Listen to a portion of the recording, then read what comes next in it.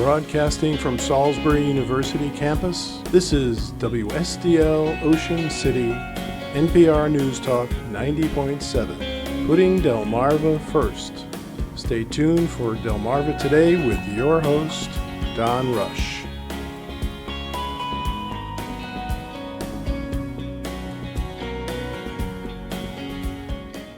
The legacy of the Civil War is being torn down. They are the Confederate statues put up decades after the conflict. Welcome to Delmarva Today. This is Don Rush.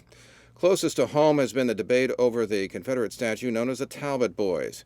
Some years back, the Talbot County Council voted not to remove the statue, which is located in front of the county courthouse. But that decision appears to be under reconsideration. And in Salisbury, the late Wicomico County Executive Bob Culver abruptly took down the plaque for Confederate General John Winder, who oversaw the deaths of thousands in prisoner of war camps. So across the nation, they're coming down. But not too long ago, the removal would have been unthinkable. Kathryn Barrett-Gaines is an associate professor at the University of Maryland Eastern Shore, and she joins us on the phone this morning to talk about these statues and the recent trend for the removal. Welcome to the program. Thank you. Thanks, Don. Good to be here. So one of the things, actually I ran across a quote from a professor out of the University of Virginia, and she said, quote, "We have these huge Confederate monuments which dominate our public spaces. One would think that it was the Confederacy that won the war." Tell me a little bit about these statues, how they came about, the fact that they actually didn't arrive until some 50 years later after the war. Right, and that's really the key point. That's the thing that we want. It's sort of good if everybody in America would understand that these are not memorials to a war or to people who died. In fact, as you said, they arrived much later, 50 decades after this war. And the interesting thing is, right after the war, there were little memorials. They were to dead people. They were put up by families for people who died, people who they lost. And those were tended to be in cemeteries and near people's homes. What we have now is the result of about a 60-year period between like 1890 and 1950, which is exactly the time period of Jim Crow and segregation. So these are not memorials to the Civil War. They are stern warnings to black people during segregation and Jim Crow. Interestingly, so now, think about it. We have about 1,500 in the country. Well, less now, obviously, but, before George Floyd died, we had about 1,600. And 700 of them would be called monuments. Otherwise, there are things like that sign in front of Salisbury Courthouse, things like that, little stuff around. And those things, Don, are in 31 states. There were 11 states in the Confederacy. 11 states in the Confederacy, 31 states have Confederate memorials. These are not about the Confederacy, right? They're not about a historic event. And so we see that they are, as you pointed out about the Talbot Boys and about this Winder thing, they're in places like in front of courthouses. Now think about that. Think about what a courthouse is. A courthouse is a place where people, citizens, go to seek justice. So there are two big issues there, citizenship and justice. And those are the places the United Daughters of the Confederacy and other organizations insisted that they place statues about violence and a return to lack of citizenship and lack of justice. So their statements are really loud and clear, and they just kind of happen to us, and people just kind of were like, oh, okay. And so now we see this non-issue of it being about history and being about, quote, heritage, and that's simply just not at all accurate. So they're coming down, and funnily, they're coming down in great ways. Like, for instance, the Winder Memorial in front of Salisbury Courthouse, which, by the way, this guy John Winder had never even been to Salisbury, and he was not even from that county. And a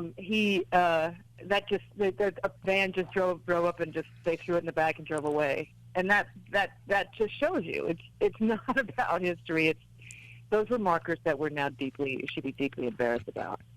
Well, looking, by the way, at the Talbot Boys statue in particular, it was erected in 1916, and this is a period that you saw of the resurrection, as it were, of the Ku Klux Klan.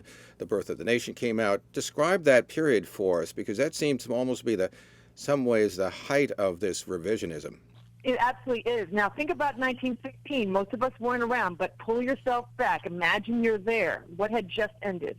Or what was going on, right? World War I.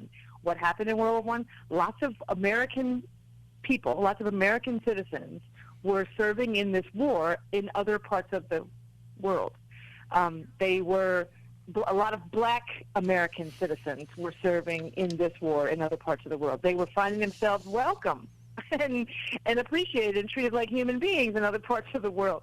We have this four points, right? The Woodrow Wilson's idea that there should be democracy everywhere, and that we should be this shining example of democracy. And black Americans are going, oh, really? Really? Because here we are in segregation, Jim Crow. We have these, separate but not equal things going on. We have the school systems are, outrageously unjust. And here is America walking around the world saying, oh, everybody needs to be equal and everybody needs to be, there needs to be justice and democracy everywhere. So the key is the demand at home was justice and democracy here. And in response to that, white Americans started slapping up Confederate memorials. So it was a response to the black demand, the continuing black demand for full citizenship rights that had been going on since 1619, but especially started to went up again in 1865, obviously, and then again during World War I. So it's really important to see that the most important thing to look at when you look at the Confederate Memorial is the date it went up, like you said about the Talbot Boys, 1916. And then look at the context of the time period, what's going on, like you're asking. In 1916, black people are again organizing and really, really amplifying voices demanding justice at home and democracy at home. And so then the response is Confederate memorials. That's always the response to that demand, is the Confederate flag. And speaking of flags, Don, did you know that a lot of these flags, state flags that have the Confederate flag woven into it, they come about in like 1950. In 1916, they didn't have these Confederate flags in them from 1865. So it's their Confederate memorials, markers, Confederate flags are always an answer to black moves toward justice. For instance, they're in the Confederate flag, for instance, has been used always to shut black people up. I was reading a history of the Levitt homes in New Jersey, a Levitt town. And the builder Levitt, who was building these suburban homes across America, this suburban development, well, especially in the eastern part of the United States, he was famously a segregationist. And so this family, actually, this Emory University professor, Carol Anderson, wrote a book about this, and she has a chapter on this. A family quietly got a white family to buy a home for them, and they moved into this New Jersey Levitt town in New Jersey. And immediately Confederate flags were just waving all around the neighborhood. So this is in New Jersey. There's no Confederate history in New Jersey. But the Confederacy is a wealth of symbols and personalities and flags to pull out to just pretend you're talking about history when you're really fearful and angry and violent toward black demand for rights.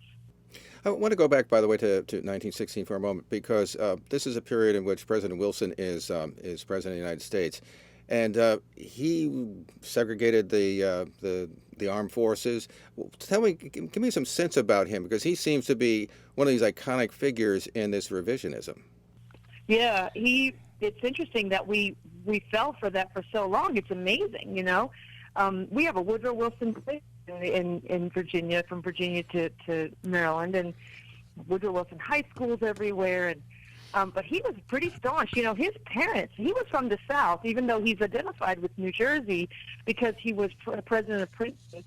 He's from the South, and he grew up with slavery as being absolutely normal. He in Georgia, right? During the Civil War and in Reconstruction. So he's very Southern. In fact, he was the first Southern president to be elected since the Civil War. So there's an air about him which seems academic and northern, because that's what he was later, because he was a governor of New Jersey and president of Princeton. But he's very southern, and he came right in. And when he came in to the White House in 1912, he brought in his Southern group. Everybody he brought with him was a ardent Southern Civil War Reconstruction. Anti-Reconstruction segregationists. They all came in with him, and so they immediately looked around Washington D.C. and they couldn't believe what they saw, because Washington was an integrated city, and black people were running things and working in the federal government right next to white people. It was just, they were horrified, and instantly began to implement all these new policies to segregate the federal government and government service. Remember, the federal government is the industry of Washington, D.C., and many people in Washington work for the federal government. And so there's departments all over the city, and people work in their offices, and this segregation they put in required all sorts of spending. They had to put in new bathrooms, they had to put in cafeterias. It was just this huge amount of spending to segregate everything. And yeah, that's what he did. And so and it's quite remarkable then that he becomes this well, obviously he was involved in World War I, which again makes him going to be some kind of hero and marked. When we get out of World War I, we have to then honor that president. But yeah, that part of him has been pretty quiet up till now, right? I mean, did you know all that stuff? As a matter of fact, well, I was aware of it, and I guess Princeton is taking his name off as well. Yeah. No, but I don't mean today were you aware of it, but like as you were growing up and seeing. No, that's right. It was right. It was. Matter of fact, there was a film that was made about his life, and none of that was discussed at all. Quite amazing. Another quote I found was that these monuments were installed in the 1920s, and they were revisionist history from the moment that they were installed. And that, quote, the monuments don't teach. Instead, monuments are about values. Tell me a little bit about that idea, that monuments in general, and whether it's the Confederate statues, but also obviously we have folks like, Thomas Jefferson, for example, and others that we build monuments to. Yeah, and that's another really important takeaway. People walk away from this conversation that you and I are having with two things. One, it's check the dates on the monument and find out what was going on at that time. And two, think about the difference between memory and memorializing, because people often conflate them, and then they will when you're arguing with them, they will do they will okie dokie and switch from talking about memorializing to talking about memory. Because people say, we can't take these down because we have to remember. That's memory. Memorializing is honoring something. Remembering is simply just not forgetting something. Those are very different things. We don't forget the Civil War. We don't forget what happened, but we don't honor what the Confederates stood for, and that is very different.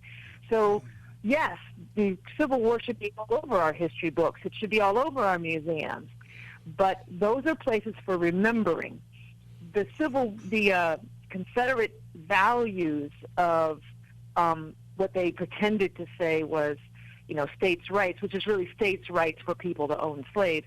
The slavery is a good thing. That value we should not be memorializing. We should be remembering it, but not memorializing it. So that's a very important thing.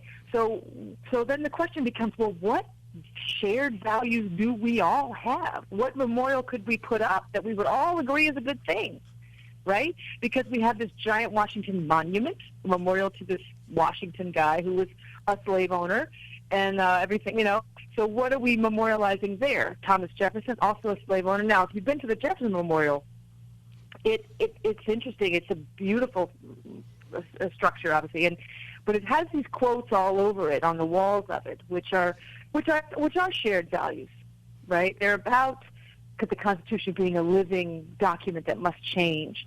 They're about critical thinking about who we are. I mean, there really are shared values.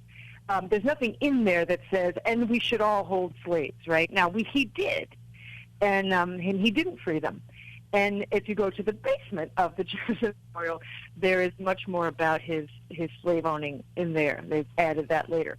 So that has become a memorial with a museum, right? So it becomes an educational thing. But what do we all believe in, right? I mean, there's memorials to democracy, memorials to justice, memorials to... So I think the problem is when we try to memorialize a person, that's where we have trouble, right? Because people are human beings, and they're all faulty. We're all a mess. And so when you try to memorialize a person, that's where we run into trouble. I think we're much better off when we memorialize values and events that we all agree were a good idea.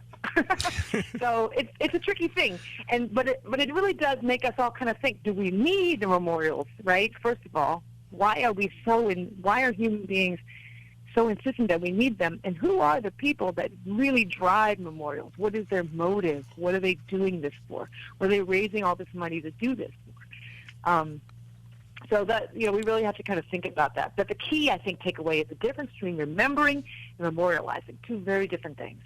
By the way, what do you make of the fact that the House voted to remove some of the Confederate-related or Southern-related statues in the Capitol, including the Chief Justice Roger Taney, who was author, oversaw at least the Dred Scott decision? There seems to be some movement there as well. Yeah, no, it's all there's a lot of, it's very exciting. As a historian, as a professor of African American history, this is a very exciting moment, and a lot of great things are happening. And I think do know the difference between right and wrong, and they're doing the right thing.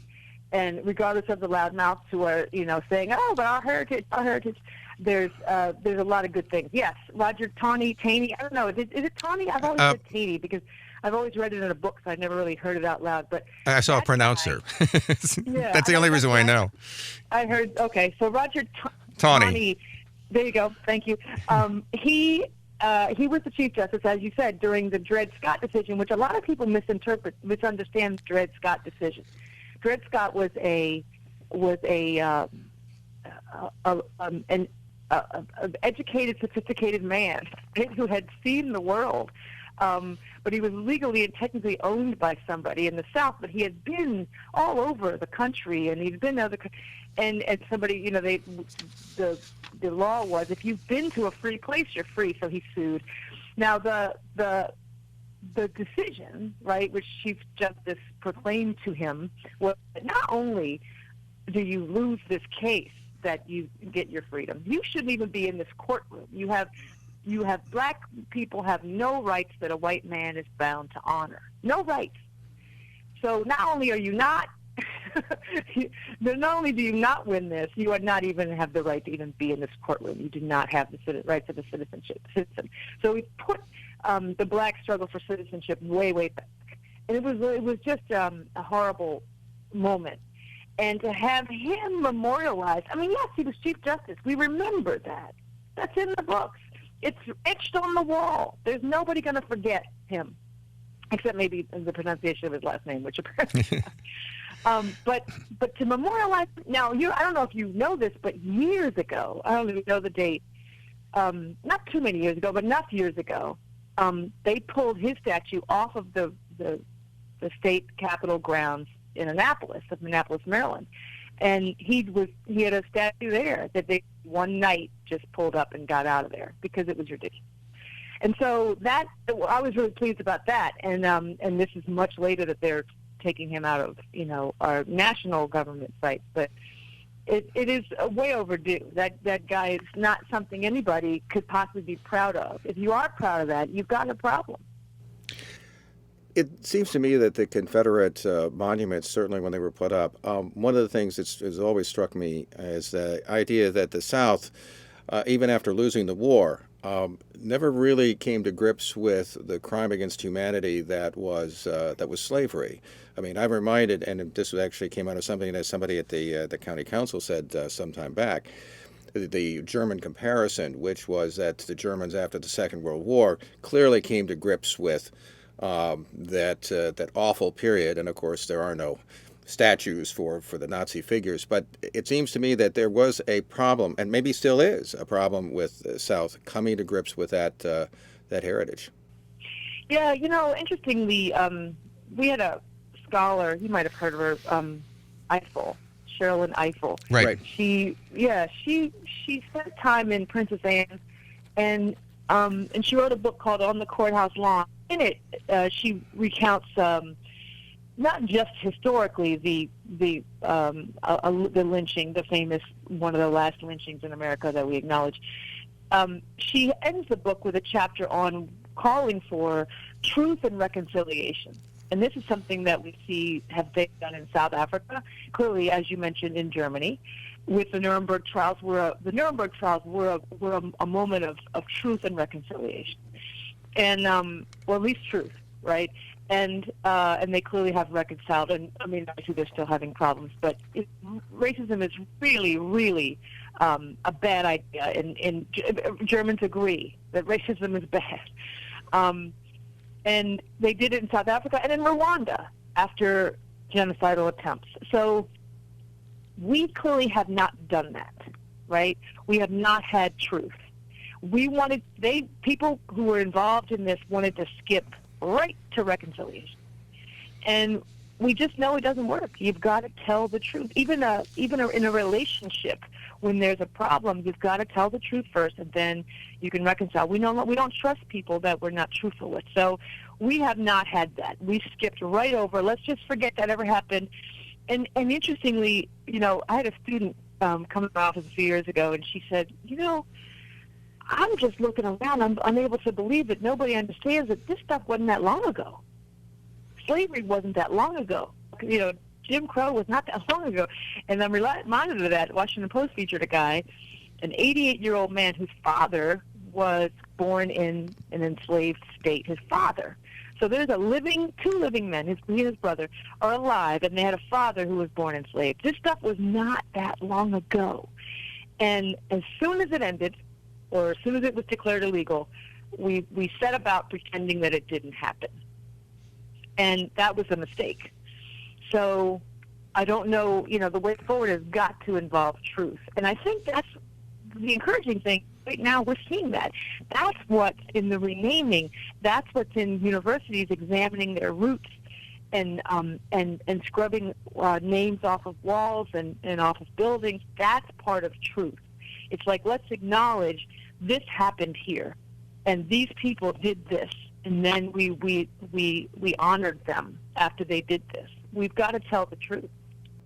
Why do you think this is happening now? I mean, we did have in the Carolinas, for instance, obviously the Charleston shooting, which led to taking down of the Confederate flag over that Capitol. We've seen the disappearance, in at least from the states, of the flag. We've now seen what seems to be an accelerated movement towards taking down a lot of these statues in the wake of George Floyd. And people seem to have made a connection between Floyd on the one hand, who died at the hands of a white police officer, and these monuments. Yeah, it's very interesting. I always teach my students that there's never one reason for anything, right? There's a phrase people use, the perfect storm, or I have another thing I teach about how there's never one reason for historical change or progress, right? There's always many, many things that come together at the same time in the same place. Now, historically, things are the same time could be 10, 20, 100 years, right? That's all these forces coming together. When we were little kids, we always learned that, World War I started because of the assassination of Archduke Ferdinand, right? Remember? But they always told us that was just the lighting the gunpowder that was already there. So clearly, with George Floyd, this was already here, and it was just, okay, this is now why it was him, why it was that moment. It was, I think, the fact that there was undisputable and uninterrupted video of an entire execution of a man, and And nobody could say, well, he wasn't, we should have, you always have people that argue away these kind of things, like with Trayvon Martin. Well, he shouldn't have. And, but this was just, there's, nobody could say, well, he shouldn't have been blank. But yeah, I think that it's an interesting thing that historians will be grappling with for decades. Why now? Why this moment? What happened? And what they will be doing is tracing all the things we were just talking about. All these things were lining up. All these, the woman who scaled the flagpole in Columbia, South Carolina, to pull down the Confederate flag. She was also there. She also will be part of that. And these movements toward getting rid of this stuff. Major shootings like the Charleston shooting in the church. Major mass murders. But yeah, there was something about this, and of course, you cannot remove the pandemic from it. Also, people are at home. The entire country was sitting watching. Everybody is at home. People are free and a little bit more able to protest, able to go out and spend time on the streets because they're home from their jobs. So we have to also include that. There's an opportunity. Right, there's more opportunities. There's less distractions because we're all focused on the same thing. There's also this outrageous administration that's dismantling our democracy in front of our eyes while we watch on CNN. So those things are also factors. It's a perfect storm, and then of course there's multiple other factors that historians better than I will be able to point out. This happened and that happened and this happened and that happened. But yeah, this seems to be a moment, a very big one. Oh, one of the things I've noticed, and it's certainly noticed by other political observers, is that the current administration, the president in particular, has seemed to dig in deep in terms of the Confederate statues, in terms of that cultural issue. How do you judge the politics of this? In the House, when they decided to vote to remove these statues, there were a large number of Republicans who said, no, we don't want them removed. What's the politics of all of this? I mean, what do you think? I think your listeners will know better than me, but they're losing, right? Remember, there's very little there's very little to excite that particular base. And the one thing that really works is racism. Racism really works on this group of people that's supporting this particular brand of the Republican Party. It's a small group. It's smaller than the rest of us, but they love it. They love racism. And this is not the first time, right? We've had presidential candidates, presidents, and politicians in the past who have it's worked for. And those very people who advise those presidents are also advising this one. It works. It's one of the few things that he knows he can pull out, and everybody and his little group will say, yeah. And remember, the Republicans who are voting for Confederate statues to stay up are all fighting for the same tiny amount of votes that the white supremacist movement is offering. The Republican Party is shrinking every day of people who are willing to call themselves that. So they have to fight for those votes, and it's like the most outrageous white supremacist seems to win, and that's what they're doing. And so it has really, who knows what they really believe or think in their heart of hearts when they look in the mirror or lay down to sleep at night. Who knows? But they know that this is going to help them beat that candidate in that primary. Hopefully, it means they won't win a general election because they're just so far out and away from the mainstream. But in the primaries, they're all fighting to be the most racist. We've been speaking with Kathryn Barrett-Gaines. She's an associate professor at the University of Maryland Eastern Shore, and we appreciate you taking the time to talk with us this morning. Thank you for inviting me. Thank you so much, Don. This has been Delmarva Today. I'm Don Rush. Thanks for listening.